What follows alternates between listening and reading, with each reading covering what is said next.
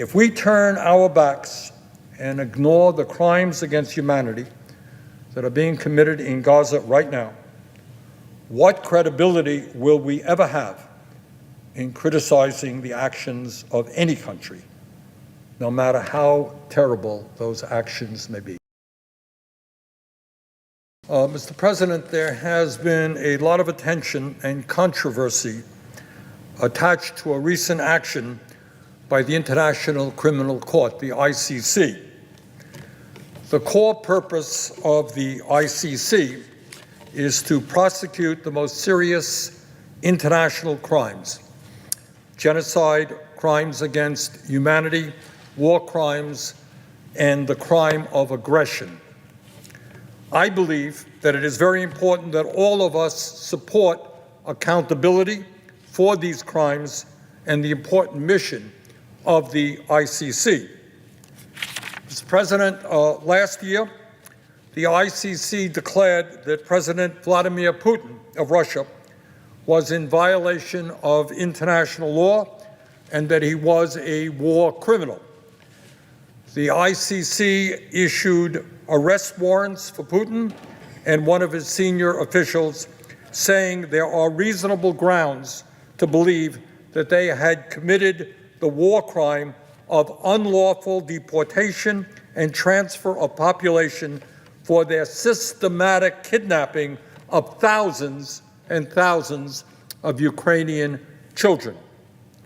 I supported the ICC decision. On that occasion, when the ICC declared Putin a war criminal, the United States government welcomed the ICC decision. A White House spokesperson said, and I quote, "There is no doubt that Russia is committing war crimes and atrocities in Ukraine, and we have been clear that those responsible must be held accountable. The ICC prosecutor is an independent actor and makes his own prosecutorial decisions based on the evidence before him. We support accountability for perpetrators of war crimes," end of quote. That is what a U.S. government spokesman said in March 2023, and I agree. Mr. President, we live in a world of increasing division, tension, and hostility. Around the globe, countries are dramatically increasing their military budgets. More countries are attempting to gain nuclear weapons and other dangerous weapon systems. It is in times like these that we most need international law. Without it, we will have an even more violent world where might makes right and war criminals can act with impunity. Mr. President, yesterday the ICC prosecutor announced that he was requesting arrest warrants for 3 top Hamas leaders, including Yahya Sinwar, the group's leader in Gaza. Mr. President, the ICC prosecutor also asked for arrest warrants for Israeli Prime Minister Netanyahu and Defense Minister Gallant. The ICC charges focus on the use of starvation of civilians as a method of war, as well as international attacks against the civilian population. Those are the charges. The use of starvation of civilians as a method of war, clearly a war crime, as well as intentional attacks against the civilian population. Specifically, the prosecutor says that Netanyahu is responsible for, quote, depriving civilians of objects indispensable to their survival, including willfully impeding relief supplies as provided for under the Geneva Conventions, end quote. Now, many people here in the Beltway in Washington have responded negatively to this decision from the ICC prosecutor. It seems that some folks here were comfortable with what the ICC did in terms of Putin and in terms of Sinwar, but not with Netanyahu. Some have argued that it is unfair to compare the democratically elected head of the Israeli government to Putin, who runs an authoritarian system, or Sinwar, the head of a terrorist organization. But that is not what the ICC has done. In fact, the ICC prosecutor has looked at what each of these leaders has done, looked at their actions, and then compared those actions to established standards of international law. In other words, the ICC is not making some claim of equivalence, as some have charged, but is in fact holding both sides in this current war to the same standard. Yes, democratically elected officials can commit war crimes. Let me repeat, democratically elected officials can commit war crimes. The ICC is doing its job. It's doing what it is supposed to do. We cannot only apply international law when it is convenient. And the independent panel of international legal experts the ICC appointed to help with this case unanimously agreed with the charges. Mr. President, people may be uncomfortable to see the Prime Minister of Israel charged with war crimes. But let us take a hard look at what he has actually done. And we must determine whether his actions meet the standards of being a war crime. In 7.5 months, more than 35,000 Palestinians have been killed and almost 80,000 injured. Thousands more are still under the rubble, but their bodies have not been fully identified.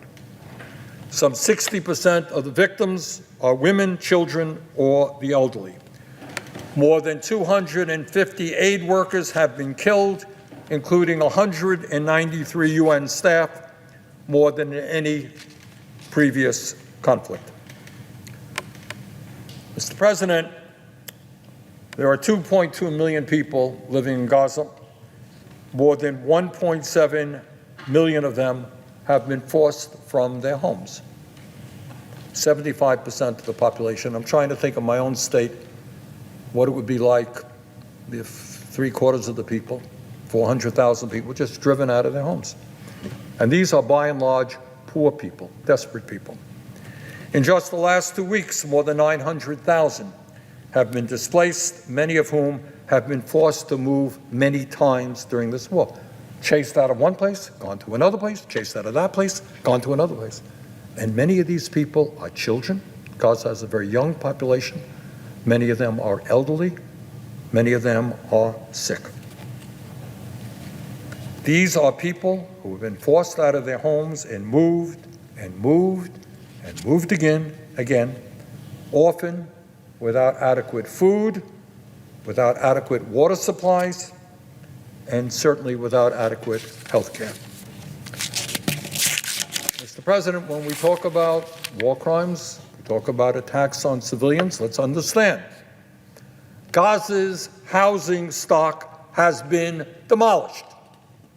And again, I try to think of my own state, what it would mean if 60% of the housing was destroyed.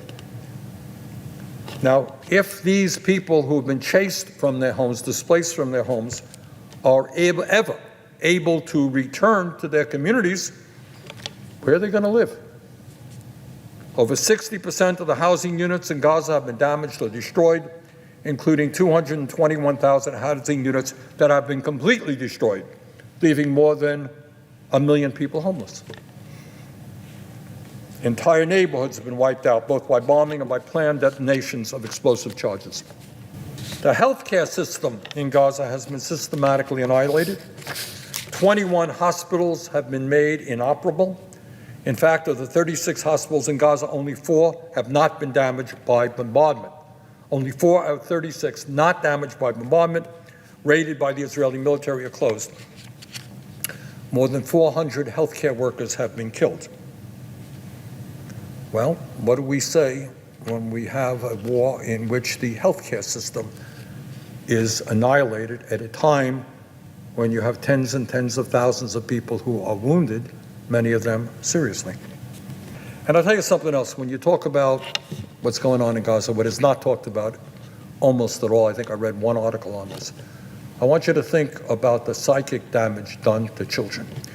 The children who see housing being destroyed, their parents or relatives being killed, see drones flying around them, some of which have guns, being pushed out of their homes, deafening noise, inadequate food, inadequate water, pushed, shoved into any place and every place. What kind of psychic damage? If there's one child in Gaza that does not suffer psychic damage from this horror, I will be very surprised. Mr. President, as a result of the destruction and Israeli policies restricting the entry of humanitarian aid into Gaza, more than 1 million people today face catastrophic levels of hunger, and Gaza remains on the brink of famine. Hundreds of thousands of children face starvation. Even now, more than 7 months into this war, Israel's invasion of Rafah has severely disrupted the humanitarian relief operation, closing the 2 main border crossings and making it almost impossible for the UN to access its warehouses or distribute aid. Very little aid has gotten in for more than 2 weeks. Bakeries have had to shut down and hospitals are running low on fuel. Just today, the UN announced that it had been forced to halt all food distribution in Rafah after running out of supplies. The World Food Program said that, quote, humanitarian operations in Gaza are near collapse, saying that if food and other supplies don't resume entering Gaza in massive quantities, famine-like conditions will spread, end of quote. Now, Mr. Netanyahu's been on TV today and elsewhere. He denies it all. Ain't true, says Mr. Netanyahu. He claims that Israel is deeply worried about the civilian population, worried about the children, and that Israel is not blocking humanitarian aid at all. Not at all. Well, it turns out that the United Nations and virtually every other humanitarian group involved in the humanitarian disaster in Gaza strongly disagrees with Mr. Netanyahu. Now, we can trust the words of a prime minister under criminal indictment in Israel, or we can trust the people whose function in life is to provide humanitarian aid. Now, what the ICC is doing is important for the world. It's to tell leaders all over the world, dictators, people in democratic countries, that if you go to war, you just cannot wage all-out war against civilians. That's what the ICC is doing. That's important. But it is also important, Mr. President, for those of us in the United States. Our nation claims to be the leader of the free world. And at our best, we try to mobilize countries to uphold international law and prevent crimes against humanity. That is what we do and have done. But, Mr. President, how will the United States be able to criticize any country in the world, whether it is Russia, China, Saudi Arabia, or anyone else, any other country in the world, if we pretend that what is happening in Gaza, if we actually believe what Netanyahu is saying? If we turn our backs and ignore the crimes against humanity that are being committed in Gaza right now, what credibility will we ever have in criticizing the actions of any country, no matter how terrible those actions may be?